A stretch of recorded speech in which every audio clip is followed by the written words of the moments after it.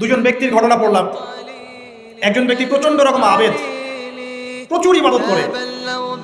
আপনারা জানেন ইবলিসও কিন্তু আবেদ ছিল, ইবলিস কিন্তু প্রচুর ইবাদত করেছে। এখন ওই ব্যক্তির একজন বন্ধু ছিল, এটা বনু ইসরাঈলের ঘটনা। তো সেই বন্ধু পাপী ছিল, বিভিন্ন কবিরা গুনাহ করতো।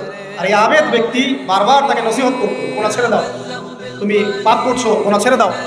তখন সেই ব্যক্তি যে পাপ করছে সে বলতো যে আল্লাহ কি তোমাকে আমার রক্ষক বানিয়েছেন?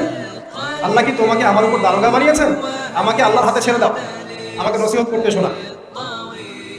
একদিন এই আবেদ ব্যক্তি তার বন্ধুকে একটা জঘন্য পাপ করতে দেখলো, এমন একটা পাপ যেটা দেখে তার মনে ধারণা আসলো এটা চরম জঘন্য একটা কাজ। তখন সে মুখ ফুসকে বলে ফেললো যে আল্লাহ তোকে আর মাফ করবে না, আল্লাহ তোকে জান্নাত দিবে না। আল্লাহ রাব্বুল আলামিন মালাকুল মউতকে এই দুজনের কাছে পাঠালেন, দুজনের রূহকে কবজ করা হলো। এবার আল্লাহ পাক তার সামনে তাদেরকে উপস্থাপন করে বললেন যে তোমাকে আমার রহমত সম্পর্কে কে গ্যারান্টি দিয়েছে যে আমি কাউকে রহমত করবো কি করবো না?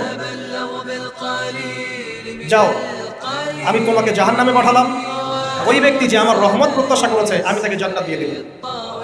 দেখুন, এই হাদিসটা শুনলে মনে হয় বাহ্যিক হয়তো বা মুখের একটা কথার কারণেই সে জাহান্নামে চলে গেল। আসলে বিষয়টা